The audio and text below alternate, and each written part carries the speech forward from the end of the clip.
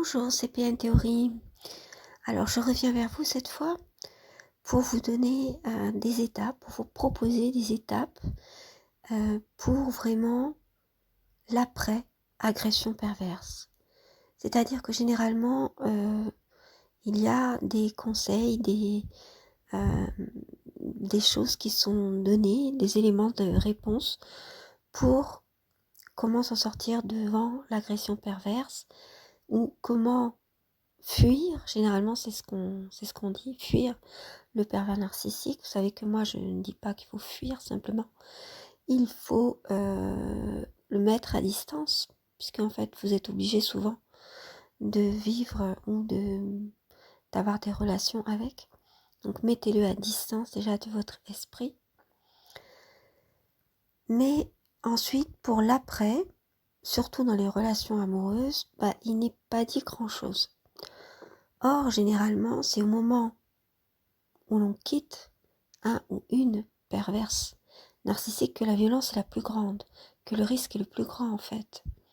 Donc c'est là qu'il faut bien préparer son départ et puis ensuite se faire accompagner pendant environ 6 mois. Enfin c'est un ordre d'idée, mais il faut vraiment prendre le temps, savoir vers où on va. Mais savoir qu'après, il y a un après justement. Qu'on ne va pas tourner en rond et dans tous les sens.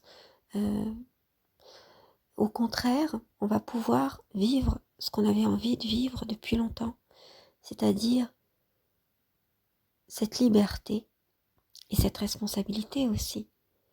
Et puis enfin renaître, vivre autre chose, une autre vie, parce que ça sera plus jamais pareil, une fois après avoir fait le deuil, mais ça sera plus jamais pareil, mais tant mieux, tant mieux. Parce que ce qui vous attend est bien mieux si vous savez suivre les chemins de la sagesse, c'est-à-dire si cette épreuve vous a servi à quelque chose, parce que si vous n'y voyez aucun sens, vous ne pourrez pas avancer, ça ne vous aura rien appris. Donc moi, ce que je propose, c'est justement des étapes pour sortir, après le choc pervers, de la détresse qui peut être mortifère quand on suit des chemins qui sont piégés, qui sont ceux dont je vous ai parlé, l'intellectualisme, le revendicalisme, le déni, la religiosité, la superstition, la fuite. Vous voyez, bon, j'en sors quelques-uns, il y en a peut-être d'autres. Mais au contraire, toutes ces choses-là font tourner en rond, nous font rester dans la peur, voire même dans la terreur, voire même peuvent augmenter la peur lorsqu'on reste avec des personnes qui sont justement là-dedans et qui veulent pas sortir parce que de cette peur, parce que peut-être que c'est uniquement ça leur vie et qu'elles se disent si je souffre plus, peut-être que j'existe plus. Il y a aussi ça. Il y a aussi le fait que lorsqu'on souffre ou lorsqu'on veut se faire reconnaître comme victime, on existe. Et que peut-être, si on passe à autre chose, on n'existera plus. On fera plus attention à nous. Voilà, ça peut être des idées que peuvent avoir certaines personnes qui ont été victimes. Non. Sachez que non, vous pouvez très bien exister et d'une manière bien plus merveilleuse, bien plus magnifique et tout en étant très simple. Simplement être. Vous êtes déjà quelque chose, j'allais dire, quelqu'un de magnifique du fait que vous êtes. Donc il n'y a pas à aller chercher de reconnaissance autre. Déjà reconnaissez-vous vous-même et vous n'avez pas besoin de rester victime toute votre vie pour pouvoir être reconnu. Ce qui vous est arrivé, il faut passer par-dessus pour pouvoir comprendre ce qui vous est arrivé et puis le dépasser. Donc là, je vais donner quelques pistes et je vous souhaite une bonne écoute. De comprendre. Eh bien, vous êtes dans la confusion, etc. Donc il faut absolument que l'esprit retrouve un calme. Retrouve son calme, j'allais dire. Oui, parce que c'est l'état naturel, c'est le calme de l'esprit. Il faut absolument être dans le calme, donc se recentrer sur soi. Ça ne veut pas dire être dans le narcissisme. Le recentrage, il n'a rien à voir avec le centrage sur soi lorsqu'on est dans l'ego et qu'on pense qu'à soi. Alors en disant soi, on veut dire à son ego, à son image, à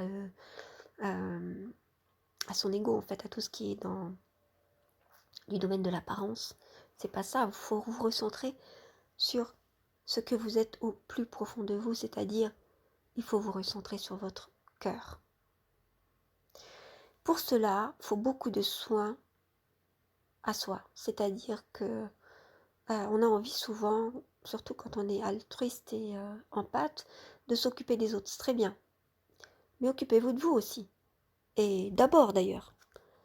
Alors, qu'est-ce que ça veut dire? J'en parle toujours pareil dans le cheminement intérieur. Occupez-vous de vous au niveau du corps. Souvent, quand on est dans le mental, et c'est ce qui caractérise l'état de choc, le corps, on le laisse tomber, quoi. On le laisse de côté. C'est comme s'il n'existait pas, on s'en fiche. Et du coup, on ne perçoit même plus les limites de son corps.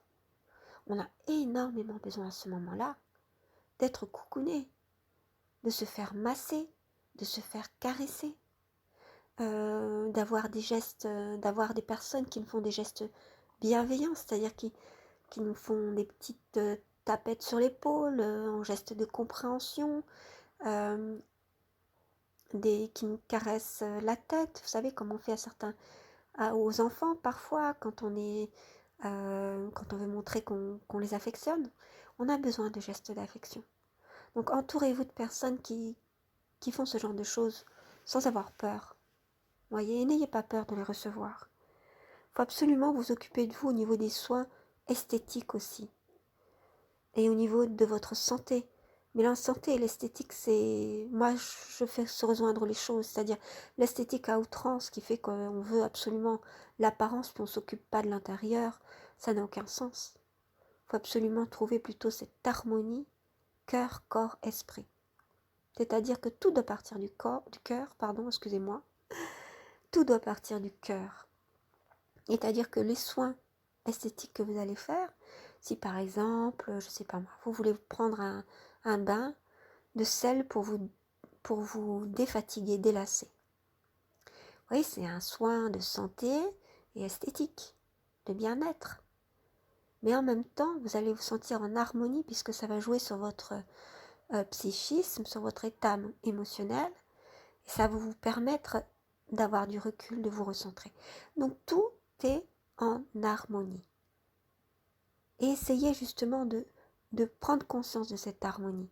Quand vous vous faites du bien au niveau physique, c'est-à-dire que vous buvez par exemple une boisson santé, un jus de fruits qui est fraîchement pressé, ou par exemple quelque chose de bien frais, prenez conscience de ce que vous faites. Buvez en toute conscience au lieu d'avaler goulûment comme ça sans avoir rien compris à ce qui se passait. Parce qu'il faut que tous vos sens soient en éveil et que vous vous recentriez sur vos ressentis. De tout ce que vous vivez dans la vie, plutôt qu'être orienté et centré, et c'est le cas lorsqu'on est en état de choc, sur vos ressentis négatifs et votre souffrance.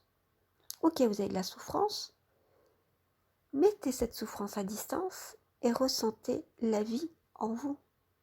Tout ce que vous vivez, ce que vous êtes en train de respirer, ce que vous entendez autour de vous.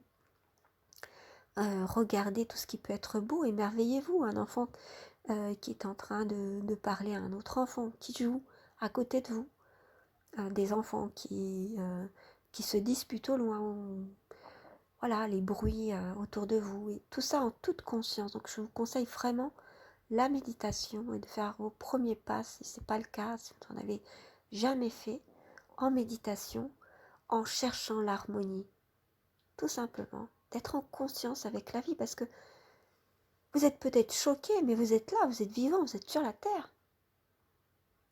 Ce serait dommage de laisser la vie tout autour de soi parce qu'on est centré dans ce choc. Sortez de cette souffrance. Recentrez-vous.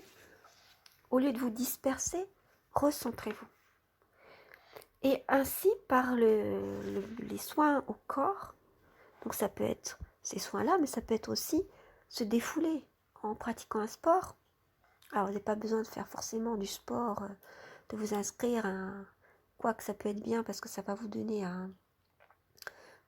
ça va vous faire rencontrer d'autres personnes et puis vous donner un but dans la journée et vous permettre d'avoir comme ça des repères dans la journée. Mais vous pouvez très bien tout simplement courir, faire un peu d'exercice au quotidien, tout simplement, même dans les activités quotidiennes qui sont habituelles. Recentrez-vous aussi en recherchant du soutien auprès des autres, en écoutant les autres aussi. Lorsque vous allez voir des amis, eh bien, posez-leur des questions sur eux, pas à outrance, mais en écoutant vraiment ce qu'ils ont à dire. En fait, le recentrage, c'est vivre en pleine conscience sur tout ce qu'on vit. Vous êtes au contact d'autres personnes, écoutez-les. Écoutez ce qu'ils ont à dire. Ressentez ce qu'ils ressentent. Décentrez-vous et apportez-leur ce dont ils ont besoin. Donnez, ouvrez vos bras. Par le don de soi aussi et le recentrage, parce que vous allez vous recentrer. Donc être en contact de votre être que vous allez pouvoir donner. Donner aux autres. Et là, on est déjà dans une dynamique où on commence à se relever. On n'est plus à genoux. On commence peu à peu à se redresser. Donc aller dans la vraie rencontre, dans l'écoute des autres et puis dans le don. Alors la troisième étape, ça va être de rechercher 3 choses qui sont extrêmement importantes pour sortir de ce choc, de cet état de panique dans lequel on est, où tout est confus. Alors cette troisième étape, ça serait de rechercher l'équilibre en toute chose, la modération et la discipline. Donc ça veut dire qu'il va essayer de falloir faire, et vous pouvez commencer tout de suite maintenant, à faire les choses. Là où vous étiez dans l'abus, c'est ce que j'ai dit, on va chercher l'équilibre. C'est-à-dire, bon, ok, je vais penser, je vais peut-être lire des livres, écouter des vidéos par exemple, sur ce que c'est que la perversion narcissique, mais je ne vais pas faire que ça de toute ma vie, du matin au soir, ou toute la nuit, vous voyez. Je vais faire autre chose. Je vais aussi sortir, respirer, voir des personnes. Je vais par exemple m'octroyer 1 heure, 2 heures de sport par semaine, une autre heure où je serai en groupe de parole par mois par exemple, pour essayer de parler de tout ça, rencontrer des personnes qui ont vécu tout ça, mais je vais faire aussi autre chose. Je vais, je sais pas, moi si j'aime bricoler, faire du bricolage aussi, une fois de temps en temps. Lire des choses, des belles choses, des choses qui nous élèvent, et pas seulement des choses orientées vers la compréhension de ce phénomène. C'est-à-dire que je vais renoncer à vouloir tout comprendre tout de suite, maintenant, et me dire, oh mon Dieu, chaque minute, chaque fois que je dors, je perds l'occasion de comprendre ce qu'est la perversion narcissique, et comme je pourrais m'en sortir que quand j'aurai tout compris, faut absolument que j'évite de dormir et que je comprenne. Non, non, non, non, non. Dites-vous, ok, j'ai pas tout compris, mais c'est pas grave, je vais comprendre petit à petit. Mais c'est pas en me ruinant la santé, ne pas dormir, en étant dans cette obsession, dans ce harcèlement avec les autres, sans le vouloir, sans vouloir être méchant ou méchante, mais simplement je veux tellement comprendre. Faut que je leur pose 1 milliard de questions. Renoncez à tout ça. Jamais vous ne comprendrez tout. Et d'ailleurs, personne ne détient toute la vérité. Vous allez comprendre peu à peu. Allez-y, pas à pas. Chaque jour, vous allez comprendre des choses. Mais vous êtes là pour vivre surtout. Et la souffrance, c'est juste un des pans de ce que vous êtes en train de vivre en ce moment, mais elle n'est pas tout de votre vie. Donc, cessez de la mettre au centre de votre vie. La souffrance, elle doit être à la périphérie. Ok, il y a de la souffrance, mais il n'y a pas que ça. Il y a ce que vous allez construire. Et pour essayer de construire, il faut d'abord reprendre contact avec vous-même et donc avec votre cœur. Et puis, il faut absolument que vous fassiez un petit programme. Et ce programme, il va être dans l'équilibre, la modération, la discipline qui vont être les maîtres mots de ce programme. Pour que vous puissiez mettre à distance toutes ces choses. Vous ayez des petits rituels en vous disant, par exemple, vous vous organisez. Par exemple, si vous avez des enfants, que vous êtes divorcé, vous dites, bon, le week-end où j'ai pas les enfants, je fais ça, ça et ça. Ou une fois que mes enfants dorment, je fais quelque chose pour moi. je m'octroie aussi de faire un peu de sport, etc. Bon, j'ai pas assez d'argent, j'ai pas beaucoup d'argent, bon bah je vais faire du sport, mais avec des amis ou autrement, etc. Selon moi, il faut trouver des moyens de se défouler, donc par le sport, par la parole, en créant un journal par exemple, un journal en vous enregistrant sur votre téléphone pour vous-même, si vous avez absolument besoin de vous exprimer, ce qui arrive à beaucoup de monde, surtout ceux qui sont versés dans l'intellectualisme ou dans les revendications. Et comme ça, vous vous défoulez, c'est votre défouloir à vous. Comme ça, vous embêtez personne. Et lorsque vous avez des relations avec les autres, ils sont plus ponctués, plus nuancés, plus réfléchis. Donc, créez-vous ce genre de choses.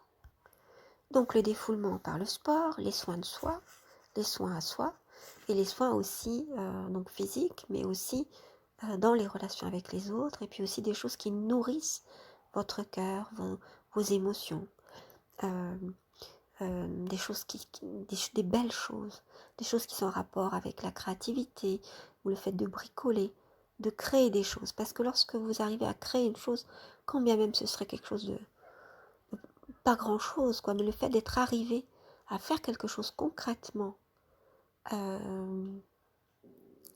ce qu'on peut dire une production, mais je n'aime pas le mot de production, c'est pour ça que je préfère parler de créer, fabriquer quelque chose ou faire quelque chose qui vous a aidé, par exemple un moyen de ranger, même le simple rangement. Alors le rangement est extrêmement important à cette période où on recherche d'équilibre, de modération, de discipline, parce que ça permet de faire le tri aussi psychiquement, parce que lorsqu'on range les choses, que ce soit nos vêtements, la vaisselle, faire le ménage, on fait aussi le ménage dans son esprit. C'est extrêmement important cette histoire de rangement et de ménage, de nettoyage. Parce que, comme je vous ai dit, tout est dans tout. Vous nettoyez l'extérieur, ben vous nettoyez aussi l'intérieur. Donc, troisième étape, recherche de cet équilibre, de cette modération en toute chose. Et cette discipline. Et puis quand vous êtes dans l'abus, ne vous sentez pas coupable. Ok, bon bah écoute, voilà. Effectivement, j'ai abusé, je sais pas moi. J'ai abusé de chocolat, j'ai abusé pour les gens qui fument, j'ai trop fumé, ou bon, je sais pas quoi. Bon, bah d'accord, bah, ça peut arriver, puis ça fait partie de l'équilibre, tous ces abus. Parce qu'on n'est pas dans un équilibre régulier, on n'est pas des machines. Donc on n'est pas dans une régularité machinale, vous voyez.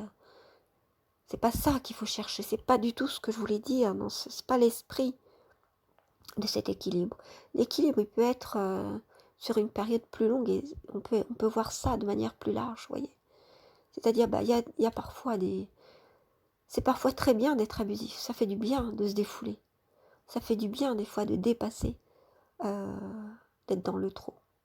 Le tout, c'est que ça soit pas en, comment dire, que ça soit pas en des hauts et des bas trop rapprochés, vous voyez, et qui ne sont pas maîtrisés. C'est ça en fait. Et puis c'est surtout de ne pas culpabiliser à tout ça.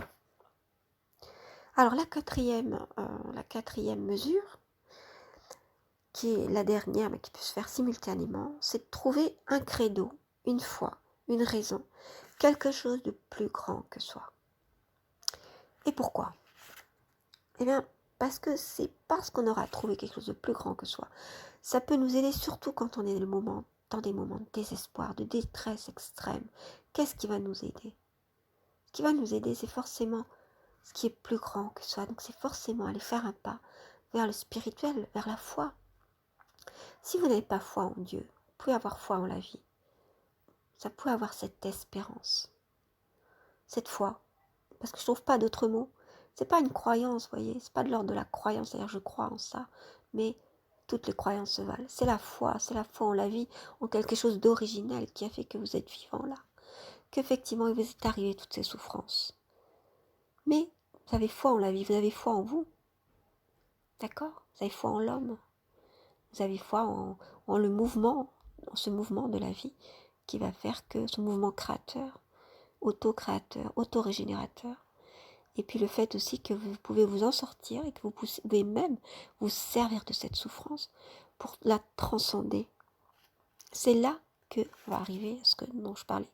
Au départ, on va pouvoir transcender, transformer l'énergie de l'effroi, du choc qu'on a vécu, de la colère que l'on ressent peut-être, tout ce qui était destructif, destructeur, en construction, qu'on va enfin pouvoir élaborer des projets qui sont celui d'apprendre, de transmettre, de créer, d'aller plus loin, de se retrouver à plusieurs et de créer quelque chose peut-être. Vous voyez, c'est comme ça qu'on va pouvoir avancer et qu'on va être fier de soi parce que non seulement on s'en sera sorti, non seulement on pourra aider d'autres personnes, parce que tout ça est très contagieux. Tout ça est contagieux dans le bon sens du terme. Tout ça se répand parce que tout ce que vous êtes, ça va rayonner autour de vous. Toutes vos idées, la façon dont vous appréhendez les choses, le monde, vous-même, les autres, votre rapport à l'autre. En fait, on influence toujours les autres, donc ça va rayonner, ça va influencer les autres. Alors, y compris, surtout d'ailleurs, ceux qui seront le plus influencés par cet esprit, par cette façon d'être, ça sera vos enfants, par ce rayonnement, parce que tout ce que l'on est, ça rayonne autour de soi. Tout ce que l'on est, toutes nos intentions, en fait, rayonnent autour de soi. Donc vous allez vous sentir utile pour le monde aussi, pour les autres, et pour vous-même aussi, parce que vous allez enfin pouvoir transformer finalement tout ce qui était, tout ce marasme, ce marais, ces marécages dans lesquels vous étiez à genoux, en quelque chose de positif. Vous allez pouvoir prendre de la distance, maîtriser, décider de votre vie. Maîtriser, j'aime pas trop le mot. Décider de votre vie, décider de votre orientation, décider de qui vous voulez être, où vous voulez aller et comment. Et là, vous allez pouvoir avoir la distance et un jour, vous allez pouvoir vous dire, bon, c'est vrai, j'ai eu telle et telle souffrance dans ma vie, c'est vrai, il m'est arrivé telle chose, j'ai transformé en quelque chose d'autre. Parce que dans la vie, rien ne se crée, rien ne se perd, tout se transforme.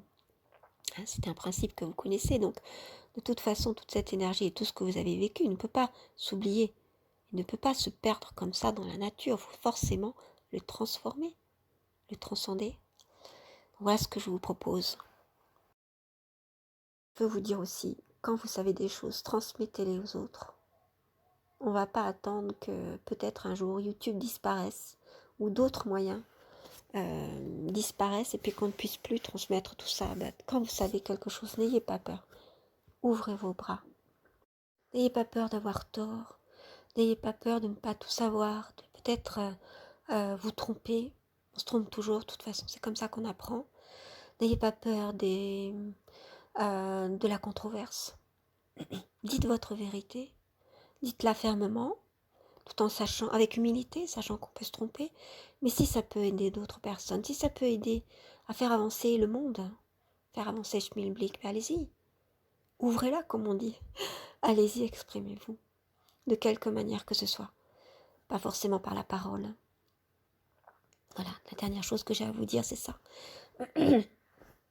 Ouvrez vos bras.